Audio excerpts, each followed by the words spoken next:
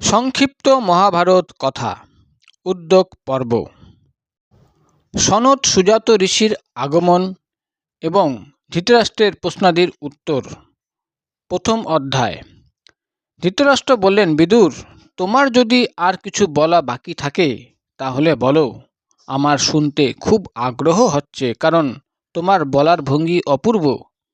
বিদুর বললেন, ভরতবংশীয় ধৃতরাষ্ট্র, সনত সুজাত নামে সুপ্রসিদ্ধ ব্রহ্মাপুত্র একজন প্রাচীন সনাতন ঋষি আছেন। তিনি একবার বলেছিলেন, মৃত্যু বলে কিছু নেই। মহারাজ, তিনি সমস্ত বুদ্ধিমানদের মধ্যে সর্বশ্রেষ্ঠ এবং আপনার হৃদয়ে স্থিত ব্যক্ত ও অব্যক্ত সমস্ত প্রশ্নের উত্তর দেবেন। ধৃতরাষ্ট্র বললেন, বিদুর, তুমি কি সেই তত্ত্ব জানো না, যা এখন তুমি সনাতন ঋষির দ্বারা আমাকে শোনাবে? তোমার বুদ্ধি যদি কাজ করে তাহলে তুমি আমাকে উপদেশ দাও। বিদুর বললেন, রাজন, আমি শূদ্রা নারীর গর্ভে জন্ম নিয়েছি, সুতরাং এর থেকে বেশি উপদেশ দেবার অধিকার আমার নেই। কিন্তু কুমার সনত সুজাতের বুদ্ধি সনাতন ব্রহ্ম বিষয়ে গোচরকারী, আমি তা জানি। ব্রাহ্মণ বংশে যাদের জন্ম, তারা গোপনীয় তত্ত্ব প্রতিপাদন করলেও নিন্দার পাত্র হন না। সেই জন্যই আমি আপনাকে সনত সুজাতের নাম বলেছি। ধৃতরাষ্ট্র বললেন, বিদুর, সেই প্রাচীন সনাতন ঋষি এখন কোথায় আমাকে জানাও। তিনি এখানে কিভাবে আসবেন?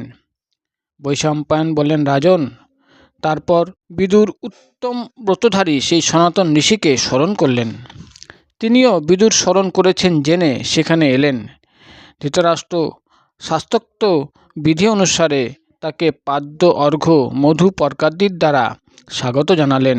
পরে তিনি যখন সুখাসনে বিশ্রাম নিচ্ছিলেন, তখন বিদুর তাকে বললেন, হে ঋষি শ্রেষ্ঠ, ধৃতরাষ্ট্রের মনে কিছু সংশয়াদির উদয় হয়েছে, যার সমাধান করা আমার উচিত নয়। আপনি তা নিবারণের যোগ্য। যা শুনে এই নরেশ সর্ব দুঃখ থেকে মুক্তি পান এবং লাভ ক্ষতি, প্রিয় অপ্রিয়, জরা মৃত্যু, ভয় দুঃখ, ক্ষুধা তৃষ্ণা, অহংকার ঐশ্বর্য, চিন্তা আলস্য, কাম ক্রোধ এবং উন্নতি অবনতি, এইসব দ্বন্দ্ব একে কষ্ট দিতে না পারে। সনত সুজাতীয় দ্বিতীয় অধ্যায়। বৈশম্পায়ন বললেন, তখন বুদ্ধিমান এবং মহামনা রাজা ধৃতরাষ্ট্র বিদুরের কথা অনুমোদন করে তার বুদ্ধি পরমাত্মার বিষয়ে নিবেশ করার জন্য একান্তে সনত সুজাত মুনিকে প্রশ্ন করলেন।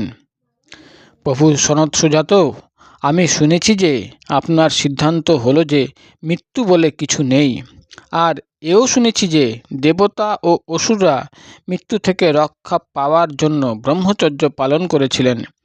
এই দুটির মধ্যে কোনটি ঠিক? সনত সুজাত বললেন, রাজন, তুমি যে প্রশ্ন করেছ তার দুটি পক্ষ।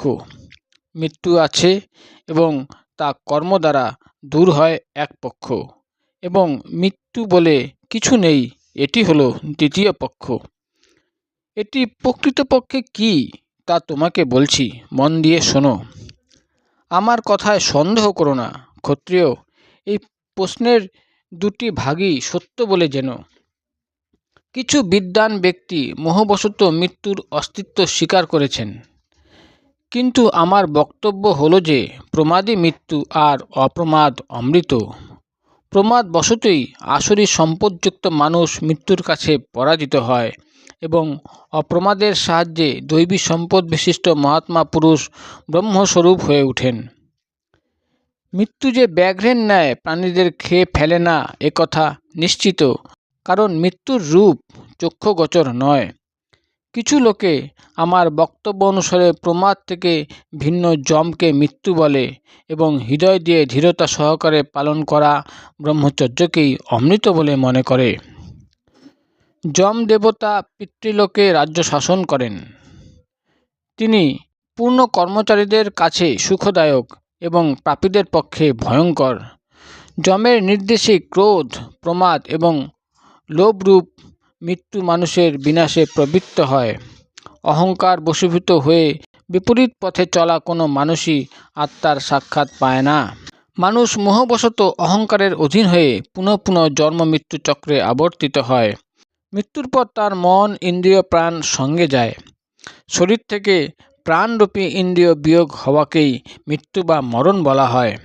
প্রারব্ধ কর্মের উদয় হলে কর্মের ফলে যারা আসক্তি রাখে তারা স্বর্গলোকে গমন করে, তাই তারা মৃত্যুকে পার করতে পারে না।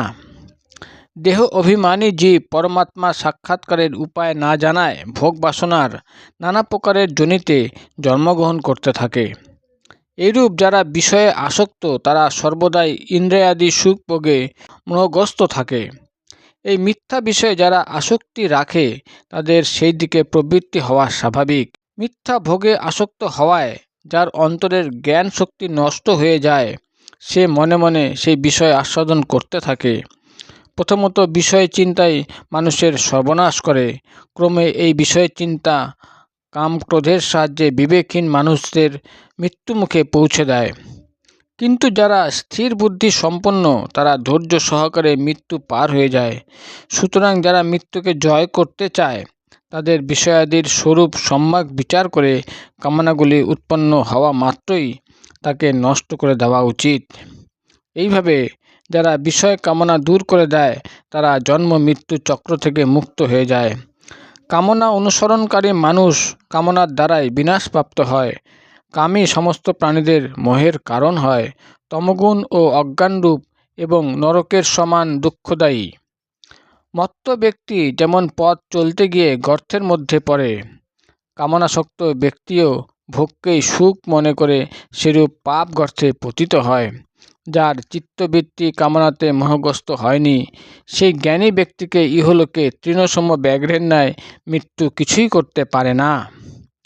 তাই রাজন, কামের অস্তিত্ব নষ্ট করার জন্য বিষয়ভোগের চিন্তা সম্পূর্ণভাবে ত্যাগ করা উচিত। রাজন, তোমার শরীরের মধ্যে যেই অন্তরাত্মা বাস করেন, মোহের বশীভূত হয়ে সেটি ক্রোধ, লোভ এবং মৃত্যুরূপ হয়ে ওঠে। মোহ থেকে উৎপন্ন মৃত্যুকে জেনে যে ব্যক্তি জ্ঞাননিষ্ঠ হয়ে উঠে সে ইহলোকে মৃত্যুকে ভয় পায় না। তার কাছে মৃত্যু সেইভাবেই পরাজিত হয় যেভাবে মৃত্যুর অধিকারে আসা মরণশীল মানুষ।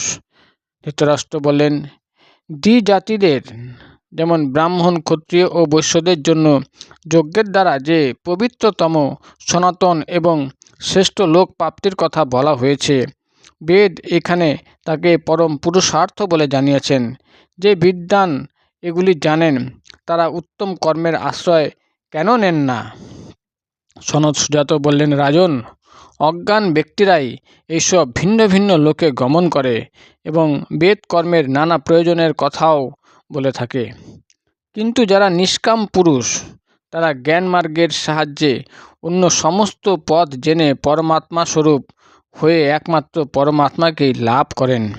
ধৃতরাষ্ট্র বলেন, বিদ্বান যদি সেই পরমাত্মাই ক্রমশ এই সমস্ত জগৎরূপে প্রকটিত হন, তাহলে সেই অজ পুরাতন পুরুষকে কে শাসন করবে? তার এই রূপে আসার কী প্রয়োজন এবং কি সুখ তিনি পান? আমাকে এগুলি ঠিকমতো বুঝিয়ে বলুন। সনত সুজাত বললেন, তোমার প্রশ্নে যে নানা বিকল্প রয়েছে সেই অনুসারে ভেদ প্রাপ্তি হয় এবং সেটি স্বীকার করলে মহাদোষ হয়। কারণ অনাদি মায়ার সম্পর্কে জীবদের নিত্য প্রবাহ চলতে থাকে। এটি মেনে নিলে এই পরমাত্মার মহত্ব নষ্ট হয় না এবং তার মায়ার সংস্পর্শে জীব পুনঃ পুনঃ উৎপন্ন হতে থাকে। এই যে দৃশ্যমান জগৎ, সেটি হলো পরমাত্মার স্বরূপ এবং পরমাত্মা নিত্য। তিনি বিকার অর্থাৎ মায়ার সংস্পর্শে এই বিশ্বকে উৎপন্ন করেন। মায়া হলো সেই পরমাশক্তির শক্তি, এরূপ মানা হয়, আর এই অর্থের প্রতিপাদনে বেদই প্রমাণ। ধৃতরাষ্ট্র বললেন, ইহজগতে কিছু লোক ধর্ম আচরণ করে না এবং কিছু লোক ধর্ম আচরণ করে। তাই আমি জিজ্ঞাসা করছি, ধর্ম পাপের দ্বারা নষ্ট হয় না ধর্মই পাপকে নষ্ট করে? সনত সুজাত বললেন, রাজন, ধর্ম এবং পাপ দুইয়েই দুই প্রকার ফল হয় এবং দুটি আলাদা আলাদাভাবে ভোগ করতে হয়। পরমাত্মাতে স্থিতি হলে বিদ্বান ব্যক্তি সে নিত্য তত্ত্ব জ্ঞানের সাহায্যে নিজ পূর্বকৃত পাপ এবং পুণ্য উভয়ই চিরকালের মতো বিনাশ করেন। যদি এরূপ স্থিতিলাভ না হয় তাহলে দেহ অভিমানী ব্যক্তি কখনো পুণ্যফল লাভ করে, আবার কখনো পূর্ব অর্জিত পাপের ফল ভোগ করে। এরূপ পুণ্য ও পাপের যে স্বর্গ নরক রূপ দুটি অস্থির ফল আছে, তা ভোগ করে সে ইহজগতে জন্ম নিয়ে পুনরায় তদনুসারে কর্মে ব্যাপৃত হয়। কিন্তু কর্মের তত্ত্ব জানা নিষ্কাম ব্যক্তি ধর্মরূপ কর্মের সাহায্যে নিজ পূর্বকৃত পাপের এখানেই বিনাশ করেন। তাই ধর্ম অত্যন্ত বলবান। সুতরাং ধর্ম আচরণকারী ব্যক্তি সময় অনুসারে অবশ্যই সিদ্ধি লাভ করেন।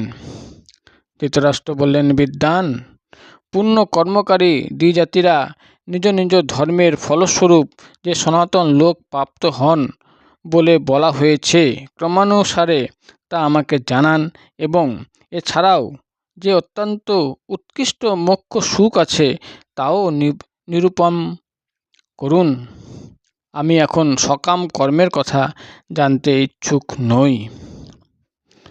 সনত সুজাত বললেন, বলবান ব্যক্তি যেমন বলবুদ্ধির নিমিত্ত অপরের সঙ্গে স্পর্ধা করেন, তেমনি যিনি নিষ্কামভাবে নিয়মাদি পালনের দ্বারা অপরের থেকে বড় হবার চেষ্টা করেন, সেই ব্রাহ্মণ মৃত্যুর পর ব্রহ্মলোকে নিজ তেজ প্রকটিত করেন।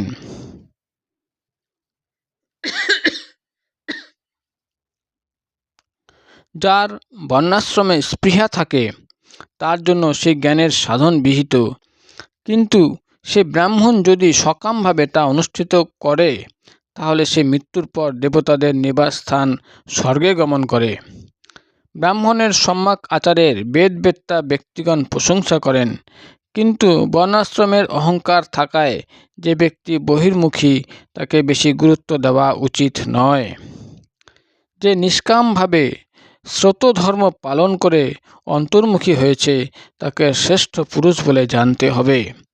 বর্ষা ঋতুতে যেমন তৃণসমূহ বৃদ্ধি পায়, সেরূপ যেখানে ব্রহ্মবেত্তা সন্ন্যাসীর যজ্ঞ, অন্ন, জল ইত্যাদির আধিক্য থাকে, সেই দেশে বাস করে জীবন নির্বাহ করা উচিত।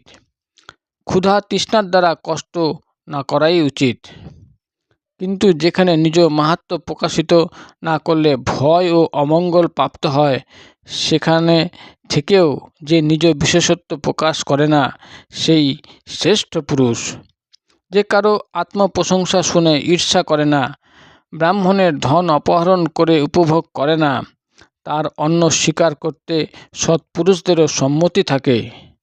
কুকুর যেমন নিজের বমন করা খাদ্য পুনরায় ভক্ষণ করে, তেমনি যারা নিজেদের পরাক্রম বা পাণ্ডিত্য দেখিয়ে জীবিকা নির্বাহ করে তারা কুকুরের মতোই বমন ভক্ষণকারী। এদের সর্বদাই অবনতি হয়। যিনি আত্মীয়দের সঙ্গে থেকেও সর্বদা নিজের সাধনকে তাদের থেকে গুপ্ত রাখার চেষ্টা করেন, সেই ব্রাহ্মণদেরই বিদ্বান পুরুষ ব্রাহ্মণ বলে মনে করেন। উপরিউক্ত রূপে জীবনযাপন করা ক্ষত্রিয় ব্রহ্মের প্রকাশপ্রাপ্ত হন, তিনিও তার ব্রহ্মভাবকে অবলোকন করেন।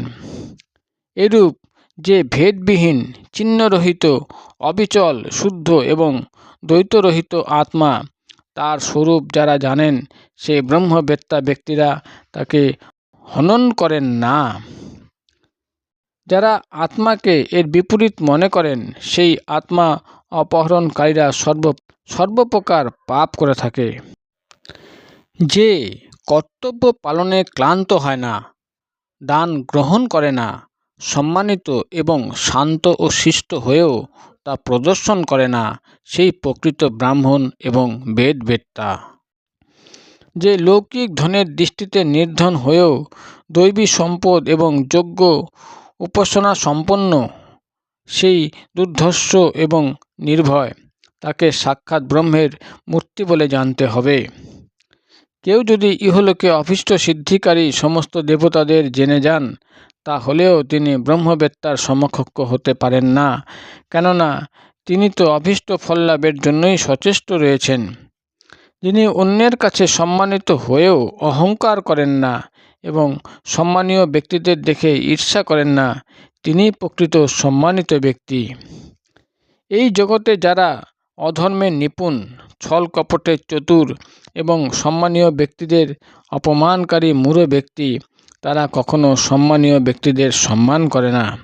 একথা নিশ্চিত যে মান ও মৌন সর্বদা একসঙ্গে থাকে না, কারণ মানের দ্বারা ইহজগতে সুখ পাওয়া যায় এবং মৌন দ্বারা পরলোকে।